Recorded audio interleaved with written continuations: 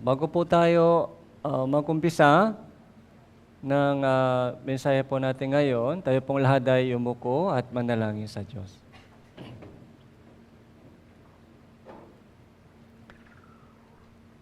Banal at mahabaging Amang Diyos na makapangyarihan sa lahat at lumikha sa langit at sa mundo, salamat po sa araw na ito, sa inyong pagtawag po sa amin sa lugar na ito upang makinig po kami ng banal na salita at makaroon po ng banal na fellowship sa pangalan ng Panginoon. Nung natungo kami sa kapahamakan at lumakad kami sa kadiliman sa salibutang ito, tinawagan niyo po kami sa liwanag ng Ebanghelyo at iniligtas niyo po kami sa pamamagitan ng banal na dugo ng Panginoong Jesucristo. Mula noong araw na naligtas po kami hanggang humarap po kami sa inyong pagbalik, hindi niyo po kami pinababayaan.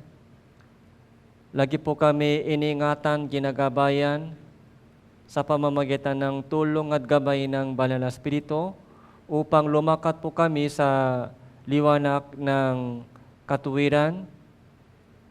Nawa sa aming natitirang buhay sa mundong ito, kami pong lahat ay magamit po ng Panginoon para sa inyong maluwalhating kalooban. Hawakan niyo po ang aming puso at isipan upang hindi matisot po kami sa daming mga tukso ng salibutang ito o pagsubok ng salibutang ito. Lahat po ng mga kapatidan po nandito ngayon ay nawa lumakad na kasama ng Panginoon at magamit kaming lahat para maligtas po yung mga mahal po namin sa buhay. Mula sa simula hanggang sa katapusan ng itong oras, sa iyo lamang po kami nagtitiwala at umaasa. Ito po yung aming panalangin sa pangalan ng Panginoon Jesucristo. Amen. Buksan po natin ang ating Biblia, unang Pedro chapter 1.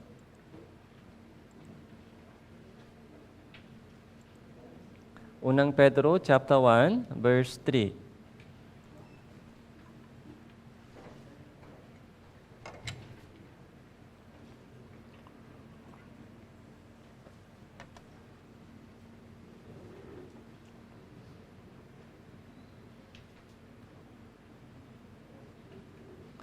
Verse 3 and 4, unang Pedro chapter 1 verse 3 and 4. Dalawang talata po ito ay basahin po natin ito ng sabay-sabay. 3, 2, 1. Purihin ang Diyos at Ama ng ating Panginoong Jesucristo sa pamamagitan ng Kanyang malaking kahabagan at muli tayong ipinanganak sa isang buhay na pag-asa sa pamamagitan ng muling pagkabuhay ni Jesucristo mula sa mga patay. Tungo sa isang manang hindi nasisira, walang dungis at hindi kumukupas, na inilaan sa langit para sa inyo. Happy Mother's Day sa lahat po ng mga nanay dito. Palapakan po natin sila.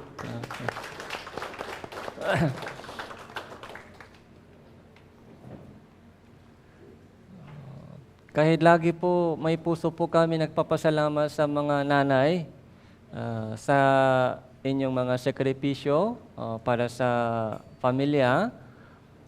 Para din po, dito din po sa church, malaking sakripisyo po ng mga nanay para sa gawain ng Panginoon. Hindi po natin makalimutan yung kanilang pagmamahal sa amin.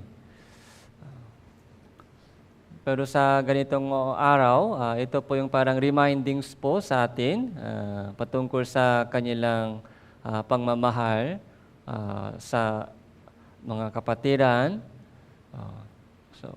Kaya ipakita po natin kahit ngayon araw, tuwing kung may pagkakataon, ipakita po natin yung ating puso sa kanila. Ngayon po ay pag-aralan po natin itong unang Pedro chapter 1. habang pinagbubulay-bulayan ko po yung unang Pedro chapter 1, nakikita ko po dito napakagandang mensahe ng Panginoon sa pamamagitan po ni Pedro. Mga ilang session po ay sa tingin ko kailangan para matapos yung buong lesson po dito sa unang Pedro. So chapter 1 verse 3 and 4. So binasa po natin yung dalawang talata. Purihin ng Diyos at ang Ama ng ating Panginoong Hesukristo sa pamamagitan ng kanyang malaking kahabagan, muli tayong ipinanganak sa isang buhay na pag-asa sa pamamagitan ng muling pagkabuhay ni Hesukristo mula sa mga patay. Yung pag-asa po, ito po yung yung keyword sa buong aklat ng unang Pedro. Si Apostol Juan, ano po ang excuse me? Si Apostol Juan, siya po yung isang kilalang apostol ng pag-ibig. Pag narinig po natin yung pangalan po niya, Apostol Juan, inisip po natin agad yung pag-ibig, pagmamahal. Si Apostol Juan po ay apostol po ng pag-ibig. Si Apostol Pedro po, siya po yung kilala po isang apostol ng pag-asa. Kaya sa itong buong aklat ng Pedro, nakikita po natin maraming beses yung salitang pag-asa. Dito verse 3, muli tayong ipinanganak sa isang buhay na pag-asa sa pamamagitan ng muling pagkabuhay ni Hesukristo mula sa mga patay. Sa panahon po ni Apostol Pedro, yung mga kapatiran po ay dumaan sa napakaraming pag-uusik. Yung persecution, alam po natin, sa lahat po ng mga kapatiran po ay dumadaan sa iba't ibang uri ng pagsubok at persecution. So yung mga kapatiran po dito, meron po ba tayong persecution o pag-uusik sa buhay? May umuusik po ba sa inyo o kayo pong umuusik sa iba? So lahat po ng mga Kristiyano po ay dumadaan sa persecution, yung pag-uusik. Minsan nahirapan po tayo sa dami ng mga pagsubok at umuusik po sa atin. Dahil hindi po nila naintindihan yung ating pananampalataya, iba po yung kanilang buhay. Parang ibang lahi po sila, ibang lahi. Isang Kristiyano po, ano po yung isang buhay ng Kristiyano? Mula nung naipanganak na muli tayo, naging ibang lahi na po tayo. Dati, makamundong lahi, pero ngayon, makalangit na lahi. Ibang lingwahe. Dati, makamundong lingwahe, ngayon, makalangit na lingwahe. Dati, makamundong ugali, ngayon, makalangit na ugali. Ibang lahi po tayo.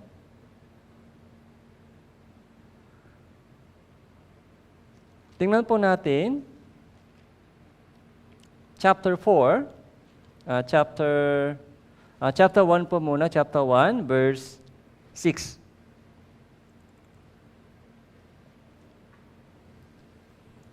Chapter 1, verse 6. Sa ganito kayo nagagalag, bagamat ngayon sa sandaling panahon ay kailangan ninyong magdanas ng iba't ibang pagsubok. Ito po yung experience po natin. Ito po yung kalagayan po nila sa panahon po ni Apostol Pedro. Pero ngayon din po, hanggang ngayon, ganito po yung tuloy-tuloy. Ganito po yung parehong sitwasyon. Bagaman ngayon, sa sandaling panahon, kailangan ninyong magdanas ng iba't ibang pagsubok. Pagsubok. Dumadanas kayo ng iba't ibang pagsubok. Pero matagal panahon o sandaling panahon? Mahabang panahon o sandaling panahon? Ano po yung nakasulat sa Biblia? Mahabang panahon po ba yung pagsubok o maiksing panahon? Sandaling panahon. Sandaling panahon. May pagsubok man tayo sa mundong ito, pero hindi po ito mahaba. So, sabi sa Biblia, may pagsubok po tayo sa buhay dito, pero hindi mahabang pagsubok. Sandaling panahon lang. Ay, Pastor, 5 years na pagsubok sa akin. 10 years na pagsubok sa akin. Sandaling panahon ba yon? 10 years? 5 years. May, alimbawa, sakit sa katawan o may umuusik sa atin. Mula nung naligtas ako hanggang ngayon, 5 years, 10 years, tuloy-tuloy sila umuusik sa akin. Pastor, 10 years ba sandaling panahon? Sa tingin ko, mahabang panahon yun. Magkaganon po yung iniisip po ng mga kapatiran. Sandaling panahon. Ilang taon ba ito sandaling panahon?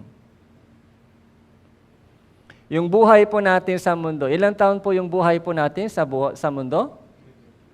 Anong year sabi ng Biblia? 670 o 8 years. Sandali po ba yun o mahaba? Anong sabi sa Biblia? Yung 70 years o 8 years na buhay po natin, mahaba daw yung panahon nito o sandaling panahon? Tingnan po natin. Awit chapter 90 verse 10. Babalik po tayo dito, kaya ilagay po natin yung bookmarking. Awit chapter 90 verse 1. Chapter 90 verse 10.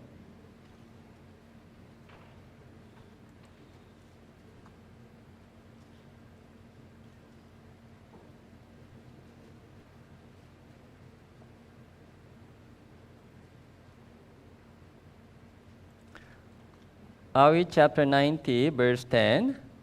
Basahin po natin ito ng sabay-sabay. 3, 2, 1. Ang mga taon ng aming buhay, 70 taon, o kung malakas kami ay 80 taon, unit ang mga ito ay hirap at kaguluhan lamang, ang mga ito ay madaling lumipas at kami ay nawala. Madaling lumipas. 70 o 8 years na buhay po natin ay madaling lumipas. Anong ibig sabihin? Sandaling panahon o mahabang panahon? Sandali lang, sandali.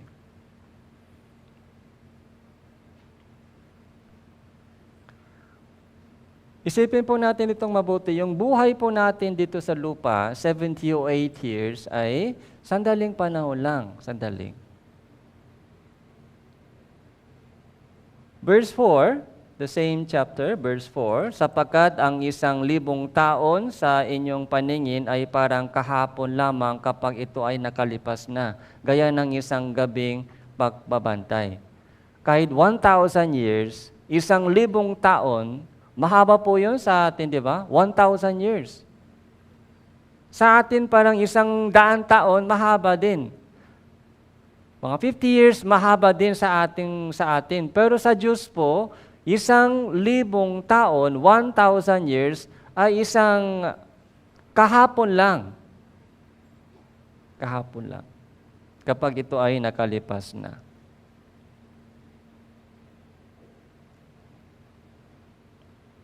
Dahil ang Diyos po ay nasa buhay na walang hanggan. Verse 2. Bago nilikha ang mga bundok, bago mo nilikha ang lupa at ang salibutan, ikaw ay Diyos mula sa walang hanggan hanggang sa walang hanggan. Ang Diyos po ay mula sa walang hanggan hanggang sa walang hanggan. Naintindihan po ba natin yung walang hanggan? Walang hanggan, tuloy-tuloy. Walang hanggan, tuloy-tuloy. Eternally. Ang Diyos po ay mula sa walang hanggan hanggang sa walang hanggan. Ganito po yung Diyos. Ganito po yung sukat ng Diyos.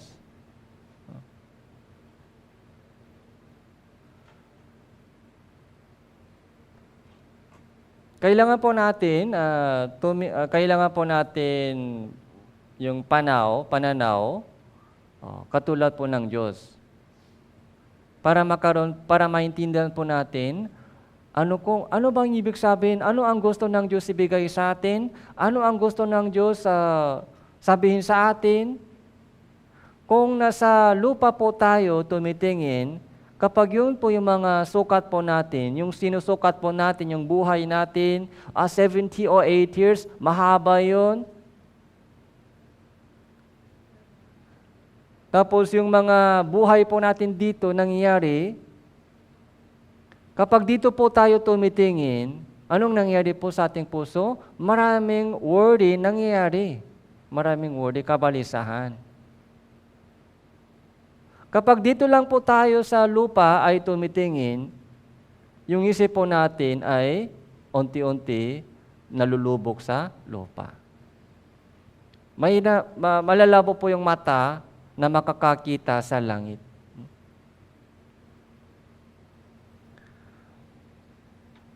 For isang linggo, nasa trabaho po tayo, nag-aaral po tayo sa school, maraming busy sa pamilya. Pag tipon-tipon po tayo sa Sunday, Lord's Day, ganitong mga gawain, ano po yung nangyari po dito sa Lord's Day service? Habang nakikinig po tayo ng sermon, habang na-fellowship po tayo, ano po yung pinaka-reason? Bakit kailangan ganito yung mga gathering and makinig ng salita ng Diyos? Pumunta po tayo sa Roma chapter 15.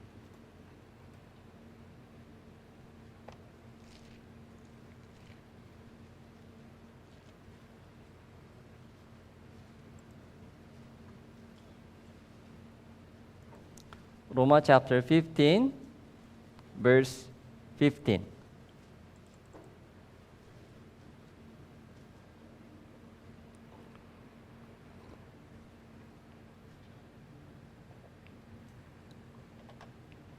Basahin po natin ito, 3, 2, 1. Uni sa ibang bahagi ay sinulatan ko kayo may katapangan bilang pagpapaalala sa inyo dahil sa biyayang sa akin ay ibinigay ng Diyos. Sa tuwing pagtitipon po natin sa church, ito po yung nangyari. Ano po? Pagpapaalala. Reminding. Ito po yung nangyari po sa atin, reminding. Ito po yung trabaho po ng Holy Spirit po sa atin, reminding. Bakit po kailangan po natin remindings? Dahil kalimutan natin. Dahil nawawala po sa ating isip. Habang tumatagal po tayo, habang nasa trabaho, sa daming mga ginagawa sa bahay, sa school, yung ating puso po ay unti-unti nalulubog doon. Pag daming mga ginagawa, yung isip po natin ay nawawala. Yung ating focus po sa salita ng Diyos, yung ating prayer sa Diyos, yung ating hangarin, kahit alam po natin kung ano ang kalooban ng Diyos, naniniwala pa rin tayo sa Diyos, na sa atin pa rin po yung kaligtasan. Ang problema po ay kumukupas po ito, kumukupas. Nawawala. Kaya kailangan po mga reminding sa ganitong fellowship habang nagkikinig po tayo ng salita ng Diyos. Pero weekly reminding, sapat po ba yun? Weekly reminding? Kapag nakinig po tayo ng words of God sa Sunday, refresh po tayo, refresh. So gagawin ko ganito. Babaguhin ko yung buhay ko. Yung ating mga puso, yung resolution, yung bagong puso po ay, tumatagal po ba ito for 1 week? Sa experience po natin. Kailan po mawala? Baka magla-lunch mamaya, wala na. Pag umuwi na, baka wala na. Bukas ng umaga, pagkagising sa umaga, daming mga trabaho. Ay wala na. Kaya weekly reminding, hindi po ito sapat. Weekly reminding, kaya ano po yung dapat? Daily reminding. Paano po daily reminding? Daily reminded. Araw-araw, magtipon-tipon tayo dito. So, mahirap. May pasok po tayo bukas.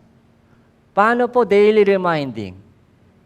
Sa bahay, personal, Bible reading, and prayer, and meditation. Yung personal fellowship po natin sa Diyos, daily. Ito po yung pinakamahalaga. Kapag weekly lang po, yung remindings po natin sa Christian living, ay mahina. Kaya sana po, lahat po ng mga kapatiran, ito, pagpapaalala.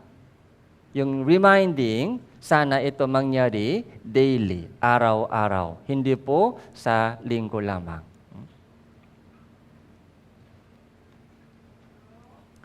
Santiago chapter 4,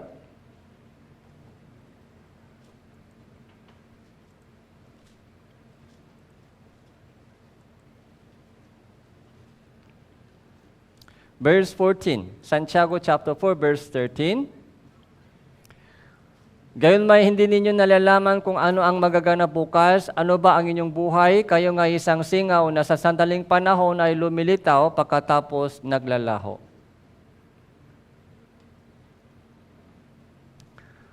Sabi rin po dito, yung buhay po natin ay sandaling panahon. Isang singaw lang. Isang singaw. Maraming verses po na alam po natin patungkol sa ating buhay dito. Ito ay sandaling panahon. Balik po tayo sa unang Pedro chapter 1.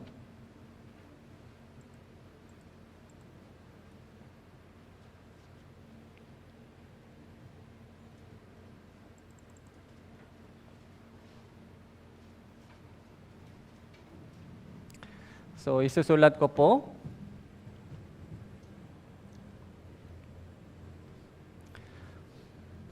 Yung sabi po ni Pedro,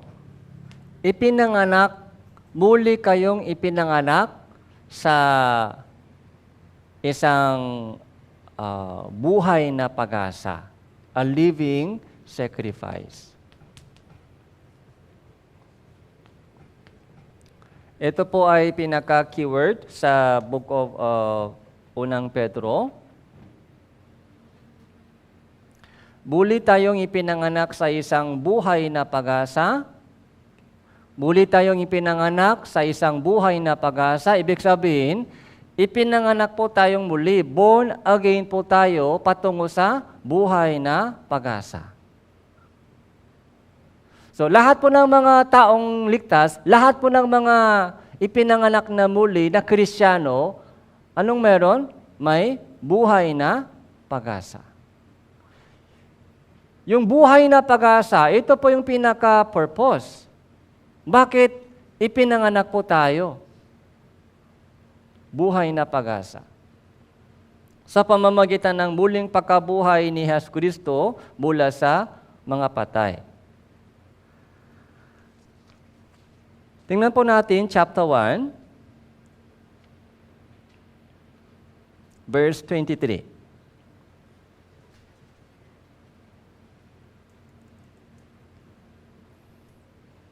Chapter 1, verse 23, basahin po natin ito. 3, 2, 1. Ipinanganak na kayong muli, hindi ng bining nasisira, kundi ng walang kasirahan sa pamamagitan ng buhay at nananatiling salita ng Diyos.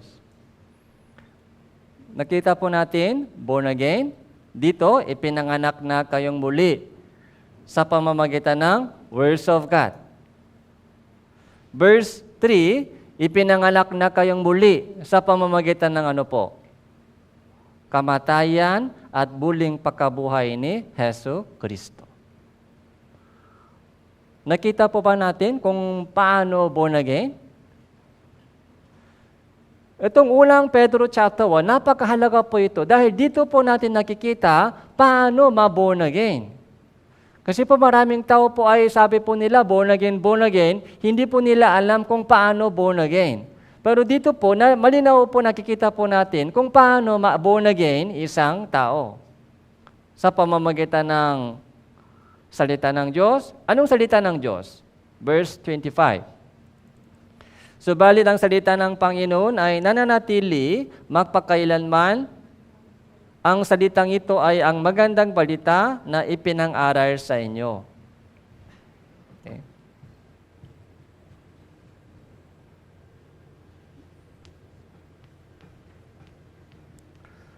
Born again, napakahalaga po ito. Malibang ang isang tao ipanganak na muli, hindi niya makikita ang kaharian ng Diyos. Kung hindi po ma-born again, so hindi kaligtasan. Hindi makakapasok sa langit. Paano born again? Sabi po ni Nicodemo, makakapasok pa sa tiyan ng ina.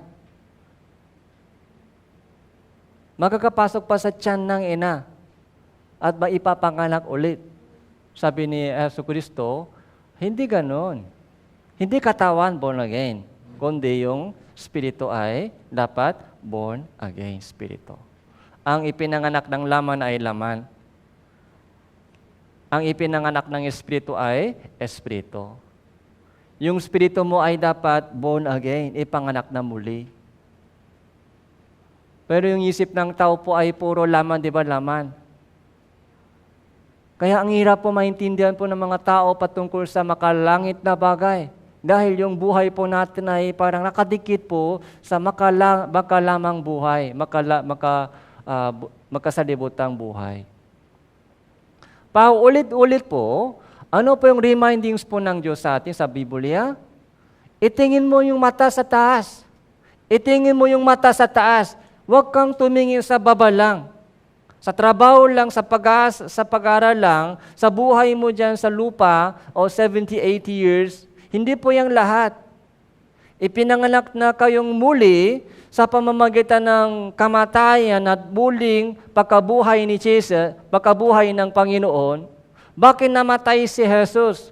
Bakit dumanak po yung kanyang banal na dugo? Bakit ipinako siya sa krus at muling binuhay siya sa mga patay para patungo sa isang buhay na pag-asa? Saan po ito mangyari? Heaven.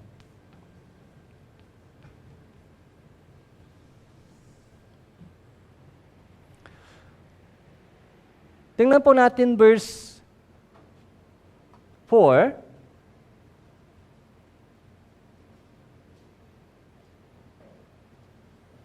Verse 3 and 4, nabasa ko kanina verse 3, sa pamamagitan ng muling pagkabuhay ni Jesucristo mula sa mga patay. Verse 4, basahin po natin, 3, 2, 1. Tungo sa isang manang hindi nasisira, walang dungis, at hindi kumukupas na inilaan sa langit para sa inyo.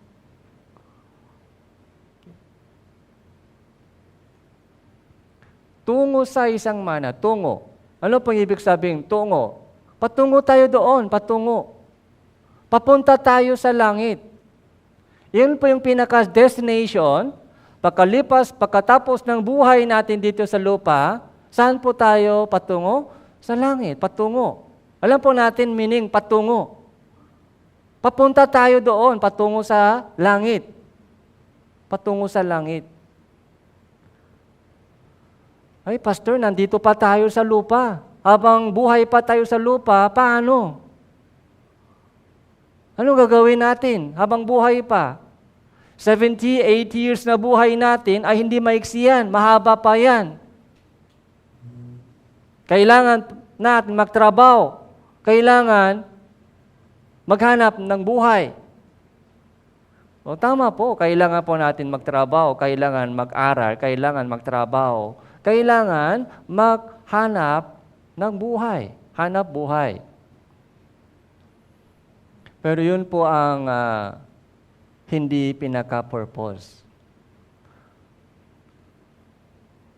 Nabubuhay po tayo hindi para kumain. Nabubuhay po tayo hindi para magtrabaho. Tama po ba? Nabubuhay po ba tayo para magtrabaho lang? Nabubuhay po ba tayo para sa pag-aaral lang? Nabubuhay po ba tayo para kumain? Hindi po. Dapat malinaw po ito sa atin. Hindi po tayo nabubuhay para magtrabaho. Hindi po yung nabubuhay para sa buhay dito. May purpose. Nagtatrabaho po tayo para mabuhay. And nabubuhay po tayo para sa kalooban ng Diyos, para dito. Para ma-evangelize po yung mga mahal po natin sa buhay, kailangan po natin budget. Para gastos po natin yung ating budget, para maligtas po yung mga mahal po natin sa buhay. Kaya kumikita ko ng pera, para gagamitin ko po ito para sa kaligtasan po nila. Yan po yung magandang purpose. Sa church, marami po yung kailangan din po sa church para sa evangelism. Para lumago po yung mga kapatiran. Kailangan din po yung maraming mga bagay. Kaya nag-offerings po tayo. Nagbibigay tayo ng tithes and offerings. Okay. Meron minsan po may special offerings para sa summer retreat. Para sa Bible seminar. Kumikita ako, Pastor, para sa gawain ng Diyos. Magandang reason. Nag-aaral ako mabuti, Pastor, para sa gawain ng Diyos. Sana gagamitin po ng Diyos yung katalinuhan ko. Sana gagamitin ko ng Diyos yung mga skills ko. Yung buong buhay po natin sa natitirang panahon ay para sa Diyos.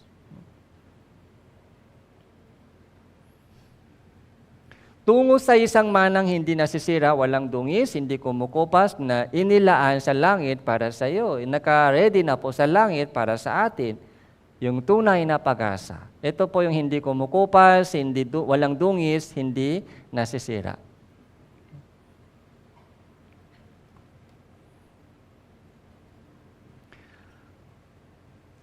Tingnan po natin sa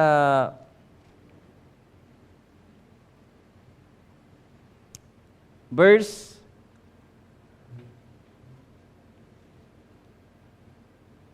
17 po, verse 17.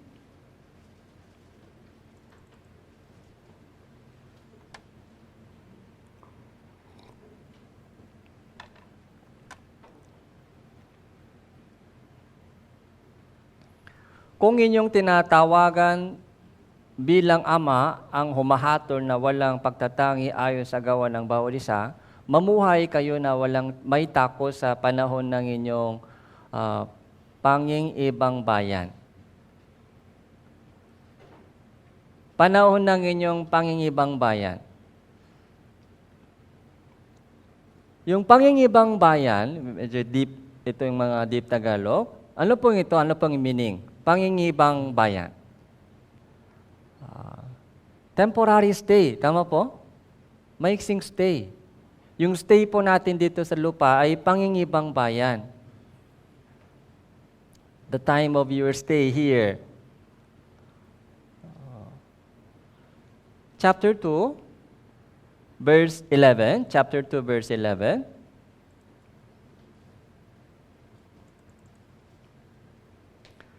Chapter 2, verse 11. Basahin po natin, 3, 2, 1. Mga minamahal, ipinapakiusap ko sa iyo bilang mga dayuhan at ipinatapon na kayo umiwas sa mga pangnanasa ng laman na nakikipaglaban sa kaluluwa. Ipinapakiusap ko sa iyo bilang mga dayuhan at ipinatapon. Ano po ito ipinatapon? Itatapon yung tao? Yung dayuhan, alam po natin ito, dayuhan. Okay? Parang visitor lang, visitor.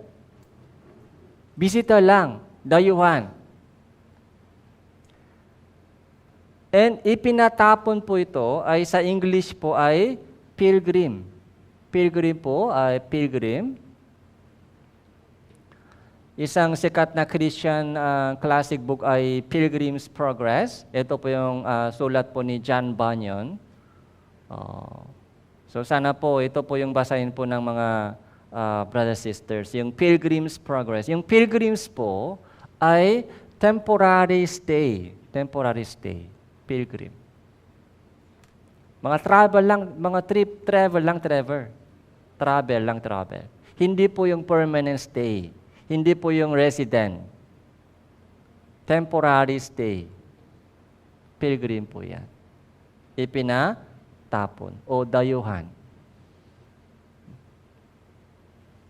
Yung stay po natin dito ay 78 years. Dapat, kailangan po natin yung tamang pananaw sa buhay po natin dito. Ito po yung sandaling panahon, temporary stay po dito. Hindi po ito main stage po natin. Kahit may pagsubok, pero sandali lang po ito, sandali. Yung ating main stage po ay doon sa langit. Sa langit.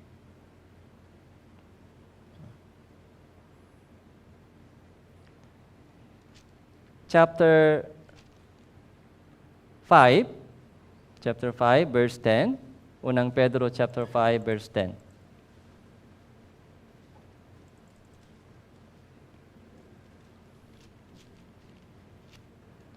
At pagkatapos na kayo ay magdusa ng sandaling panahon, ang Diyos ng buong biyaya na sa inyo tumawag tungo sa Kanyang walang hanggang kaluwalhatian kay Kristo, ay siya rin magpapanumbalik, magpapatibay, magpapalakas sa inyo. Yung 1 Peter chapter 5 verse 10, ito po yung pinaka-conclusion po ng sulat ni Apostol Pedro. Ito po yung pinaka-conclusion. Ito na yung gusto niyang sabihin sa atin. Sana i-memorize po natin ito.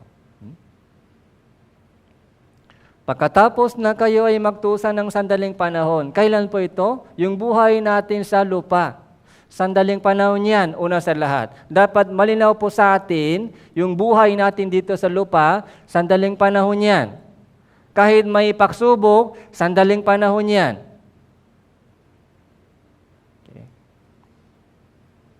Kayo ay magdusa, suffering, ng sandaling panahon, ang Diyos ng buong biyaya na sa iyo tumawag tungo sa Kanyang walang hanggang kaluwalhatian. Ito na po yung pinaka-blessing.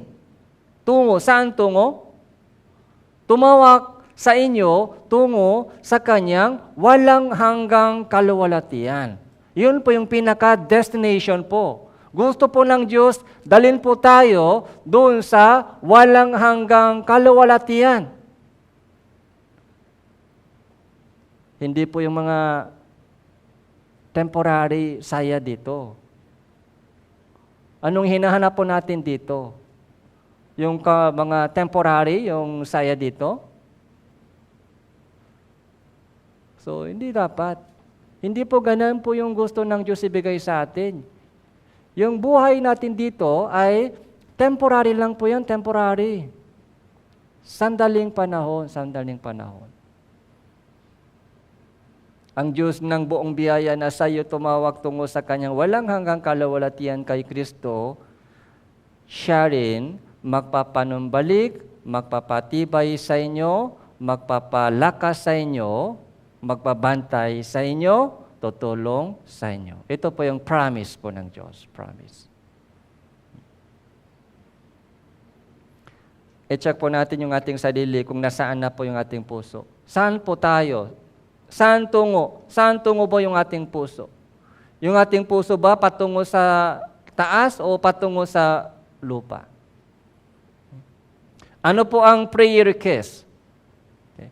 Meron po ba tayong prayer request? Yung listahan po ng mga prayer? Sino po nasa listahan ng mga prayer po ninyo? Sino ba gusto maligtas sa mga mahal mo sa buhay? Wala po ba kayo listahan ng prayer para maligtas? Dapat meron po tayong listahan ng prayer. Sana maligtas yung mga magulang ko, sana maligtas yung mga anak ko, yung mga kamag-anak ko, yung kapatid ko, yung mga kaibigan ko. Kailangan po natin yung listahan ng prayer. Ito po yung pinaka-target. And then, ano po yung kailangan? Kailangan po natin yung mga action plan. This year, ano ang gagawin ko para maligtas po sila? Action plan, yung mga goal na walang action plan ay useless po yan. Ibig sabihin, hindi ganun ka laki po yung hangarin mo. Kung gusto mo talaga yung goal na ito, kung gustong-gusto talaga yung goal na ito, dapat may kasamang action plan. Mga yearly, this year, mga monthly plan, yun po yung mga kailangan. Unang Pedro, chapter 1, balik po tayo.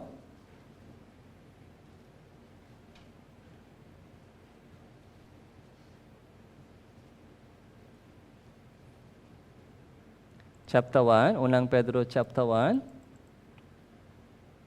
verse 17.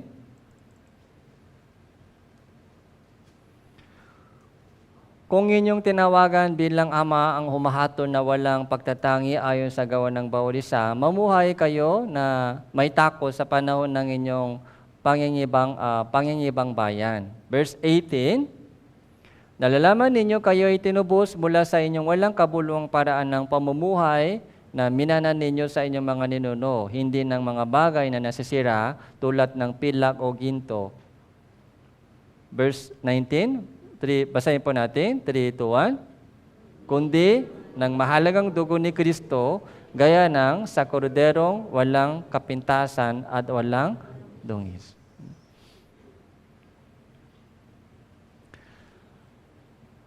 Nung pinag-aralan ko po yung Tagalog dito, napansin ko po na yung translation po ng Tagalog ay napakalinaw.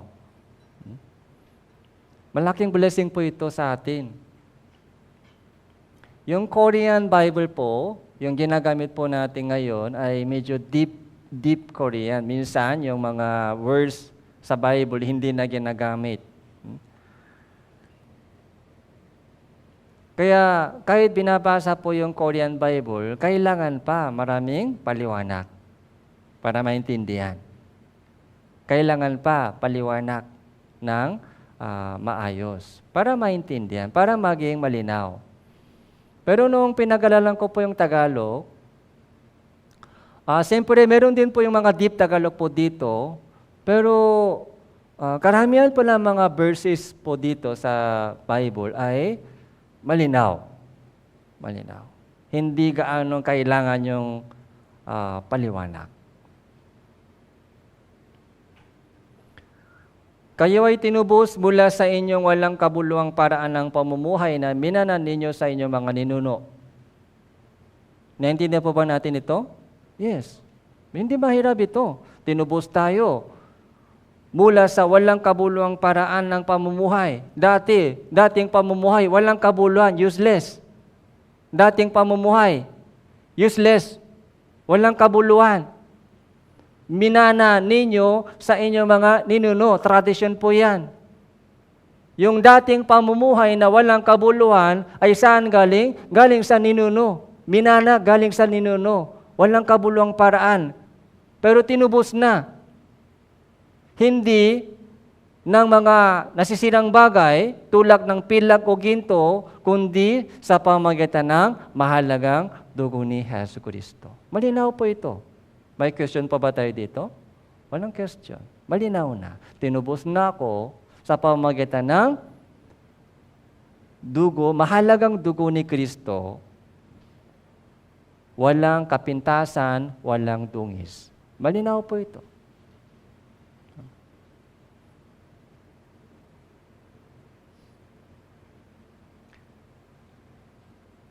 Doon sa verse 3, Saka dito verse 18, and doon sa verse 23, ano po yung napapansin po natin sa itong tatlo? Yung pag-asa po natin, yung buhay na pag-asa ay hindi nasisira. Tama po? Dito rin, yung dugo ni Jesus, nasisira po ba? Hindi nasisira. Yung pilag ginto, nasisira o hindi? Nasisira, yung pilag ginto. Pero yung katubusan po, hindi po sa pamamagitan ng ganun mga nasisirang bagay. Kundi, mahalagang dugo ni Kristo na hindi nasisira, hindi kumukupas, hindi nawawala.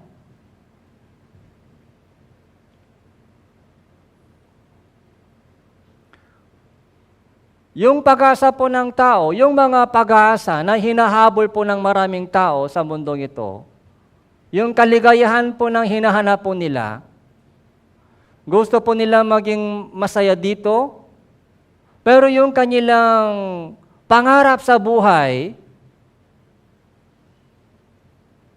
kumukupas, nasisira, may dungis. May dungis. Hindi po sila tunay na pag-asa. Hindi pwede maging tunay na pag-asa dahil may dungis, nasisira, kumukupas. Pero yung ating pag-asa po, na inihanda po ng Diyos patungo sa langit. Okay. Patungo sa langit, hindi po dito. Patungo sa langit. Yun po yung inihanda po ng Diyos para sa atin. Yung blessing. Gusto po ng Diyos, dadalhin po tayo sa buhay na walang hanggang sa langit and walang hanggang kaluwalhatian sa langit. Yun po yung gusto ng Diyos ibigay sa atin. Hindi nasisira po ito, walang dungis, walang kapintasan, hindi kumukupas. Pang matagal na panahon, yung pintura sa itong paddle, kumukupas po sila? Yes, kumukupas. Pag matagal na, yung pintura, pag bagong pintura, maganda, pero pag tumatagal, kumukupas. May dungis, may kalawang. Nabubulok. Yun po yung pag-asa ng maraming tao sa mundo. Pero yung buhay na pag-asa na inihanda ng Diyos para sa atin sa langit ay hindi kumukupas. Walang dungis, hindi nasisira. Ebanghelyo, verse 18 po, kaya yung dugo ng Panginoong Hesukristo ay hindi nasisira, walang kapintasan, walang dungis. Yung salvation, yung walang hanggang kaligtas salvation ay sa pamamagitan ng mahalagang dugo ni Hesukristo. Ebanghelyo, verse 23, pinanganak na kayong muli.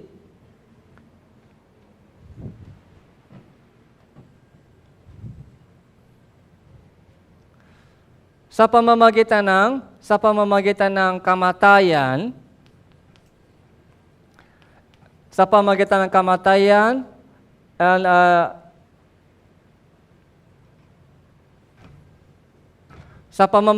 kamatayan and muling pagkabuhay ni Hesukristo, yung kanyang kamatayan at muling pagkabuhay ni Hesukristo ay ipinangaral doon sa Ebanghelyo, Gospel. Yung paano po yung born again? Sa pamamagitan ni Hesukristo, yung kanyang kamatayan at muling pagkabuhay. Ito po yung pinakalaman sa Ebanghelyo. Kaya sabi doon sa verse 23, ipinanganak na kayong muli, hindi ng bining nasisira. Hindi ng bining nasisira katulad ng pilak o ginto, kundi walang kasirahan. Walang kumukupas, hindi kumukupas, hindi nasisira. Ito po yung tunay na pag-asa sa pamamagitan ng buhay at nananatiling salita ng Diyos.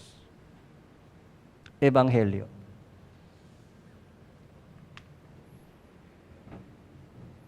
Verse 24, sapagkat ang lahat ng laman ay gaya ng damo at ang lahat ng kaluwalhatian nito ay gaya ng bulaklak ng damo. Ang damo ay natutuyo at ang bulaklak ay nalalanta. Subalit, ang salita ng Panginoon ay nananatili magpakailanman. Ang salitang ito ay ang magandang balita na ipinangaral sa inyo. Salitang ito ay magandang balita na ipinangaral sa iyo, magandang balita. Nakinig po tayo ng magandang balita, naunawan po natin yung magandang balita. Ito po, ganito po yung mga proseso ng kaligtasan po natin.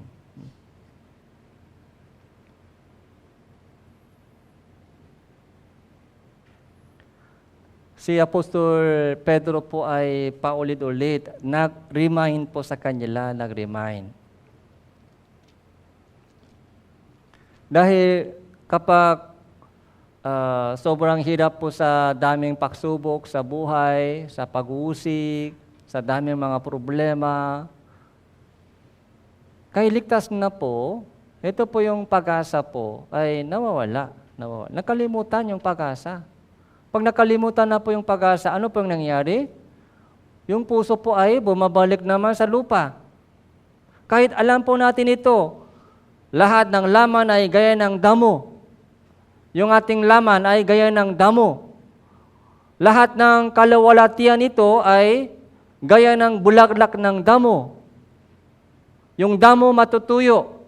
Yung bulaklak, nalalanta. Yung buhay natin sa laman po nito ay parang damo lang, damo tayo, damo. Hindi po ito matagal, damo lang. Bulaklak. Temporary yung mga kaluwalhatian, bulaklak.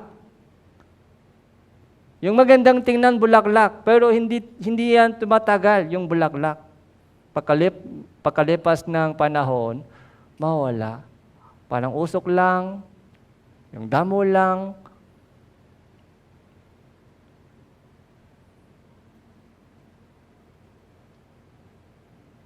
Verse 6 po.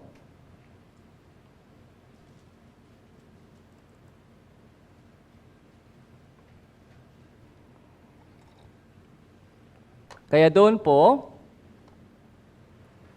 sinasabi po ni Pedro, Apostol Pedro, nagbigay ng kaaliwan sa kanila, kaaliwan. May pagsubok,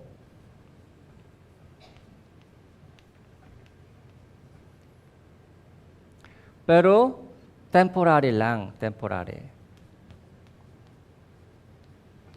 Pansamantala lang yan, temporary. Ito po meron, pagsubok, meron.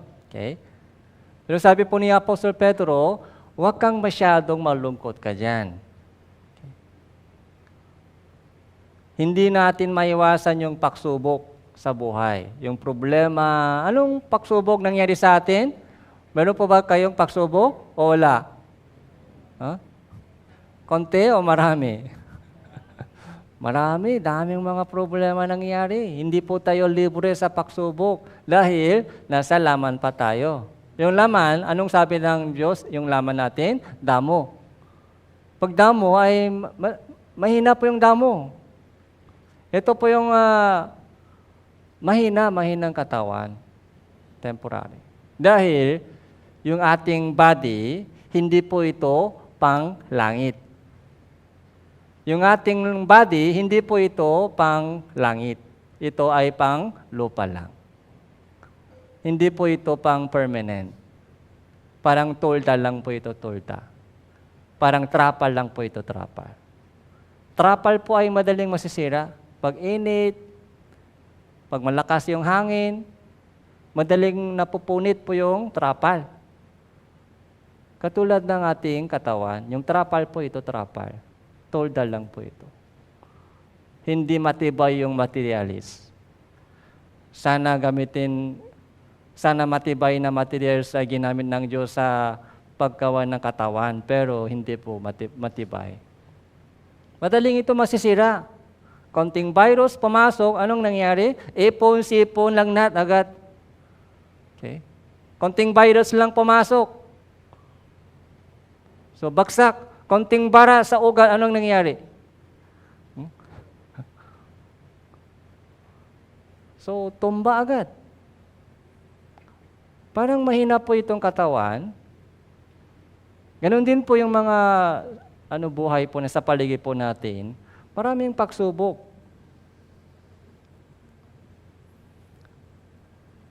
Sinabi po ni Apostle Pedro, so huwag kang manghina sa pagsubok. Dahil ito po ay temporary lang. Yung pagsubok po ito o pag-uusik,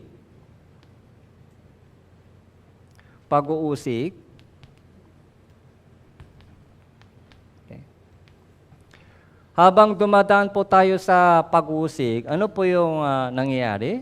Verse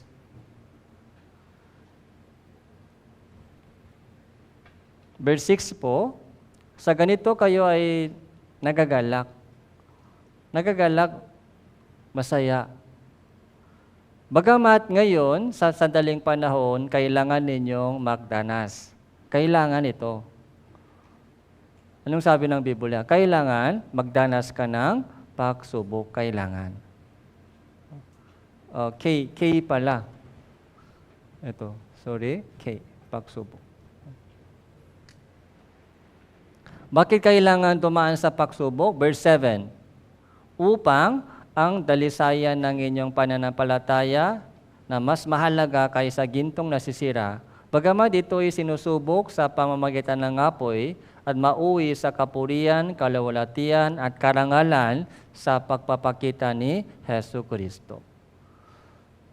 Pagpapakita ni Hesus Kristo, ano po ito? Second coming of Jesus. Babalik po siya. Babalik po si Jesus. Ngayon, nakikita po natin malapit na po yung kanyang second coming.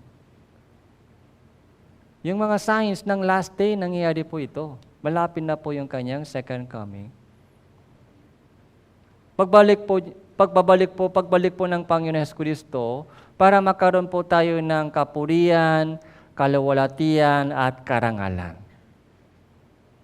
Isang ginto habang dumadaan sa apoy, ano po yung mangyayari po? Natutunaw po yung dumi. Nagiging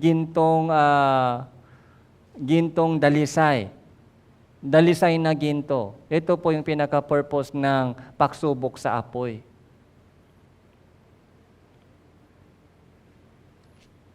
Chapter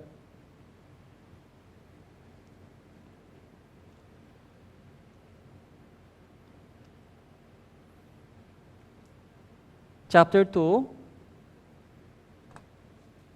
verse 18 po. Chapter 2, unang Pedro, chapter 2, verse 18. 18, 19, and 20, babasahin ko po. Mga alipin, magpasakop kayo ng may buong paggalang sa inyong mga amo. Hindi lamang sa mabubuti at mahihinaon, kundi ganun din sa mababaksik. Sapagkat ito ay kapuri-puri kung dahil sa pagkakilala sa Diyos ay nagtiis ang sino man ng sakit habang nagturusan ng hindi nararapat. Sapagkat anong pakinabang nga na kapag kayo ay nakakasala at hinahampas dahil dito at inyong tinatanggap na may pagtitiis. Unit, kung kayo ay gumagawa ng mabuti at kayo ay nagturusa dahil dito at inyong tinatanggap na may pagtitiis, ito ay kalugot-lugot sa Diyos.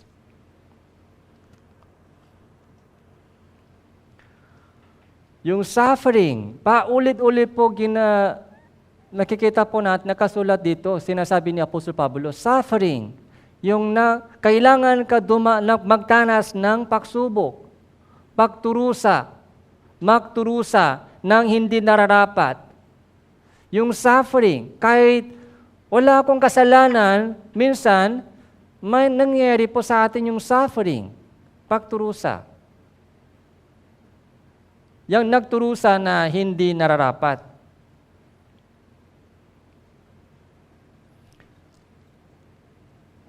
chapter 4,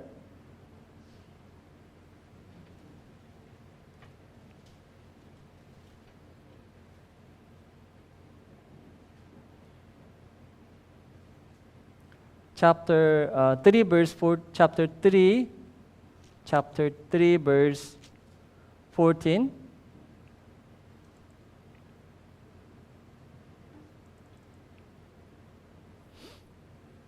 Basahin po natin, 3, 2, 1.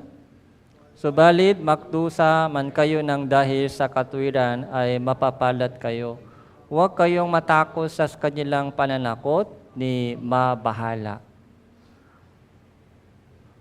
Sino daw mapapalad? Yung mga nagturusa ng dahil sa katuwiran. Kahit walang kasalanan, pero nagturusa. Kapag nagturusa po tayo, samantalang walang kasalanan, anong nangyayari po sa ating puso? Kapag nahirapan po tayo, may pagsubok, kahit wala akong ginawang kasalanan, anong naramdaman natin? Lungkot. Bakit ganito nangyari sa akin? Wala akong anong ginawa kong kasalanan. Puro mabuti lang yung ginagawa ko, pero ang nangyari sa akin, yung mga puro suffering lang, hindi nararapat ako dyan. Katuwiran lang o kabutihan lang ginawa ko. Pero kapag nangyari po sa atin yung pagturusa, doon po tayo nanghihina. Bakit ganito nangyari sa akin? Bakit ganito yung buhay ko? Doon po, lumalabas po yung complaint, pagreklamo sa Diyos. Complaint sa Diyos.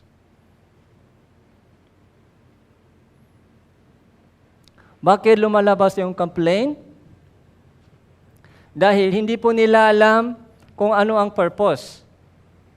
May purpose po dito. Ano po yung purpose dito? Purpose ng pagturusa, pagsubok, pagdurusa, suffering, mga pagsubok, minsan pag-uusik. Ano po yung purpose? Para maging pure gold. Okay? Para maging pure faith. So para lumago po tayo, lumago. Para maging dalisay po tayo, dalisay. Para maging pure. Gusto po ba natin maging dalisay? Yung mga kapatiran po dito, gusto po ba ninyo maging dalisay sa harapan ng Diyos? Parang ayaw? Kontento po ba kayo sa Christian life mo ngayon? Kontento ba kayo sa Christian life mo ngayon? So, ako po ay hindi ako kontento. Kasi marami pa akong kulang. Gusto ko pa lumago.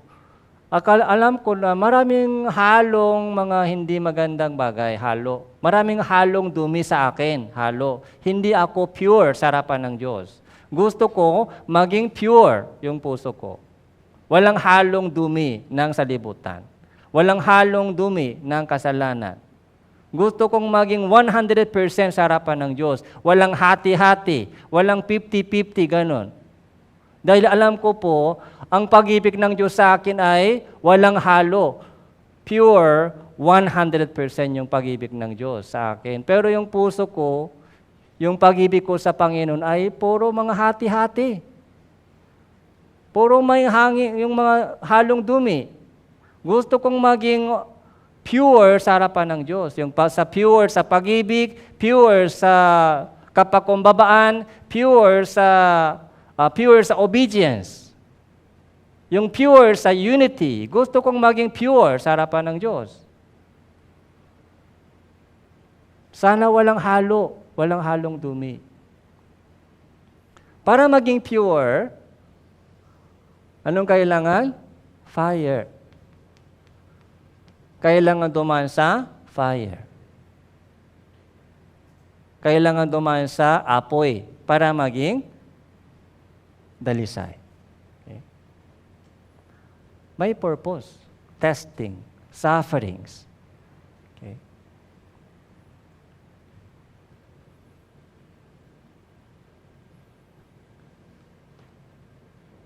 Ito rin po, gusto rin po natin lumago. Lumago sa ating pananampalataya, lumago sa ating pagkakilala sa Diyos, lumago sa ating pag-ibig. Para lumago po tayo, kailangan din po dumaan sa pagdurusa. Napakalaking tulong po ng pagdurusa.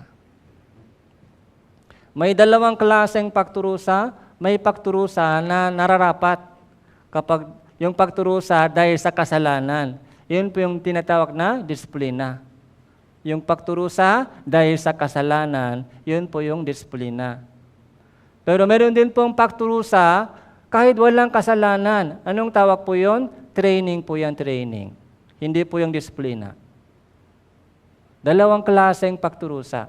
Disiplina or training.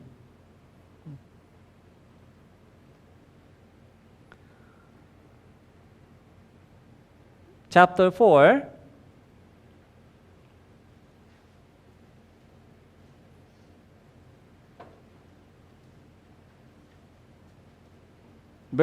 chapter 4, verse 2.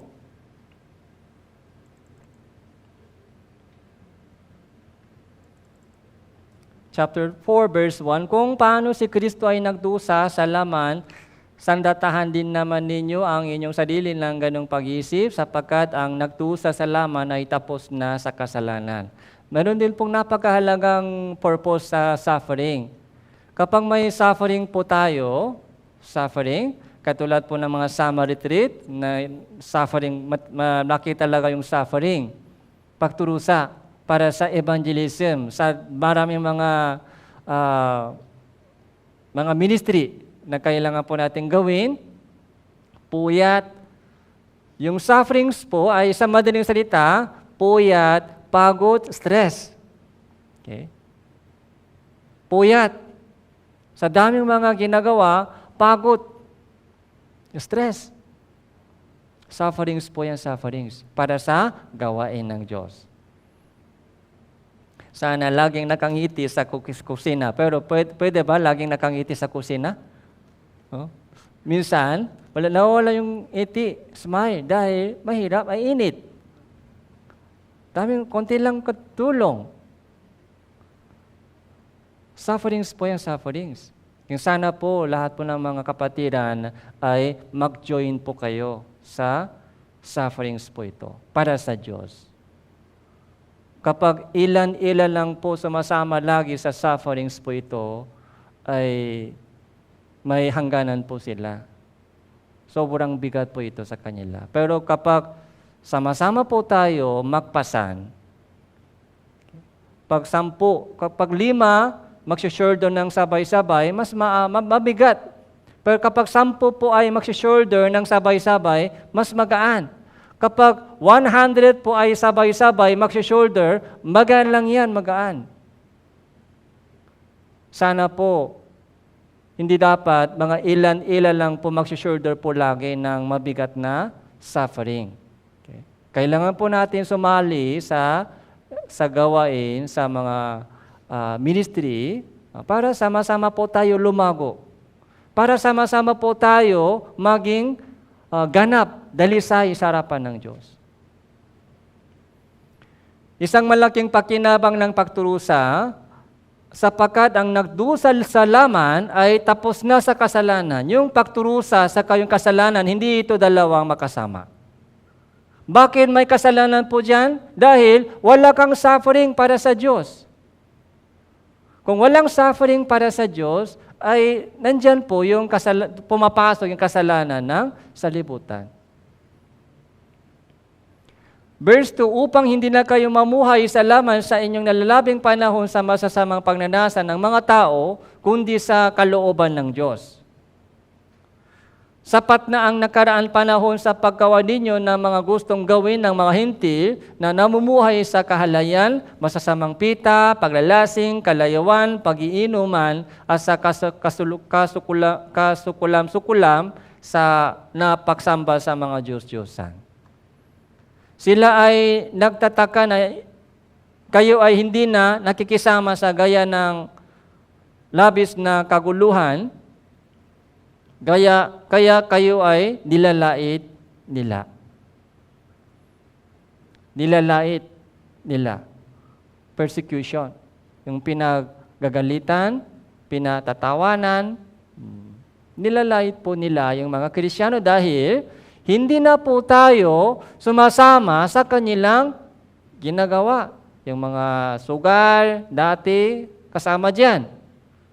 Kasama po pag-iinom, yung mga pangpasayang mga magkamundong ginagawa nila.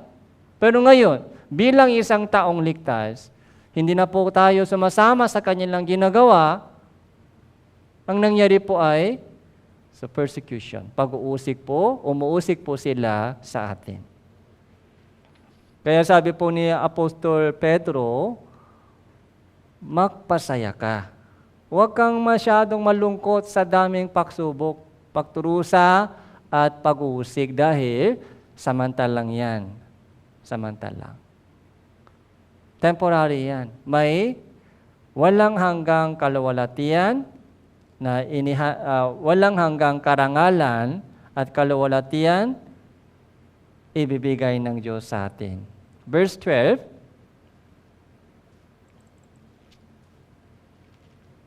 mga minamahal, huwag kayong magtaka tungkol sa mahigpit na pagsubok na dumarating sa inyo upang kayo ay subukin, na waring may isang katakatakang bagay na nangyari sa inyo.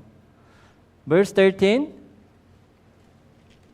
basahin po natin, 3, 2, 1. Yamang kayo ay nakikibahagi sa mga pagturusan ni Kristo upang kayo may matuwa at sumigaw sa galak kapag ang kaluwalhatian niya ay mahayak. Bakit sabi po ni Apostol Pedro na magalak kayo? Magalak kayo. Pagdating sa pagturusa, magalak kayo. Baliw na po pa tayo?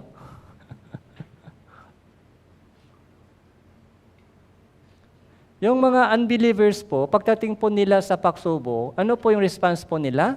Pagdating po nila sa mga pagturusa, pagsubok, ano po yung response po nila? Anong ginagawa nila? Umiiyak sila dyan, umiiyak. Nalulungkot po sila dyan. Dahil hindi po nila kilala ang Panginoon. Hindi po nila alam kung may purpose sa pagsubok. Umiiyak lang, lungkot lang. Pero yung mga anak ng Diyos, Kristiyano, binabasa po natin ito. Ngayon, itong mga kahit hindi lahat, ipinakilala po sa inyo unang Pedro. Nabasa pa ba natin? Tama po? Unang Pedro, chapter 1, 2, 3, 4. Puro yung mga pagturusa.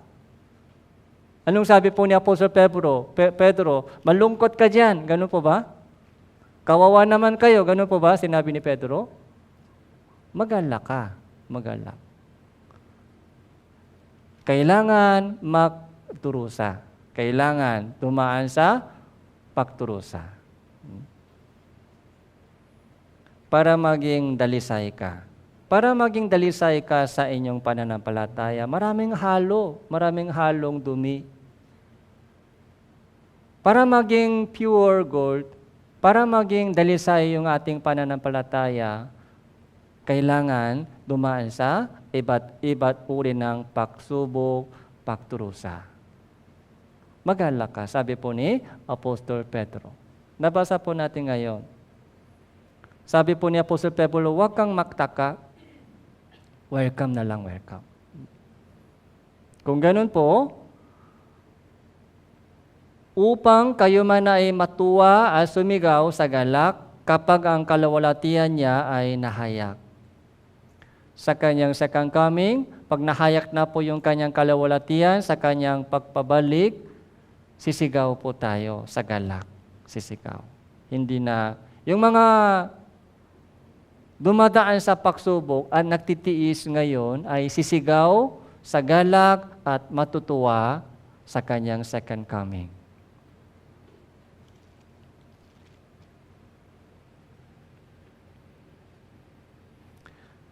Verse 15,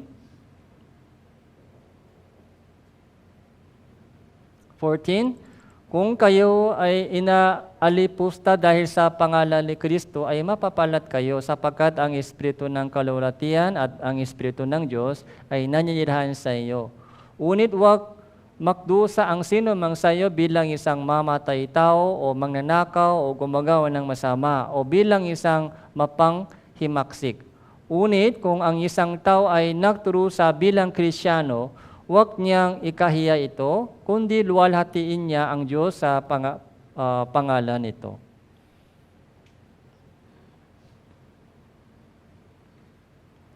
Kung ang isang tao ay nagturusa bilang isang Kristiyano, huwag niyang ikahiya ito, kundi luwalhatiin niya ang Diyos sa pangalan nito.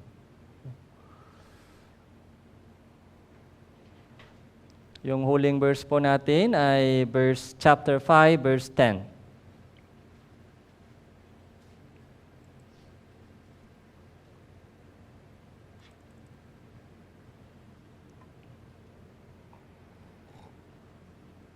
Chapter 5, verse 10, ito po yung pinaka-conclusion ng itong buong unang Pedro. Basahin po natin ng sabay-sabay. 3, 2, 1. Pagkatapos na kayo ay magtusa ng sandaling panahon, ang Diyos ng buong biyaya na sa inyo tumawak tungo sa Kanyang walang hanggang kalulatian kay Kristo, ay siya rin magpapanumbalik, magpapatibay, at magpapalakas sa inyo.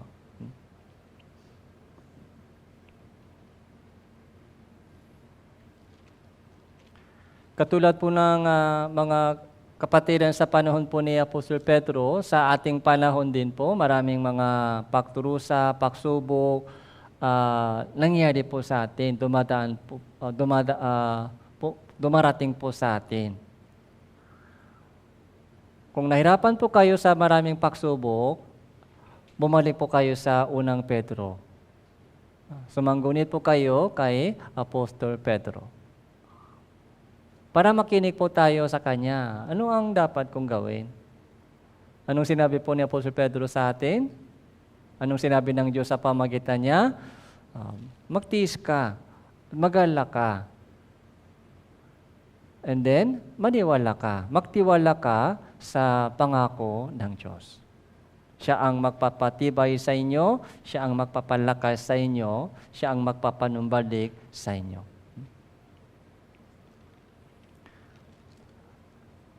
Sana po sa ating natitirang buhay, natitirang panahon sa libutang ito, ituon po natin yung ating isip at puso sa makalangin na bagay. Dahil hindi maiksi lang po natitira sa ating panahon para sa harapan ng Diyos. Manalangin po tayo.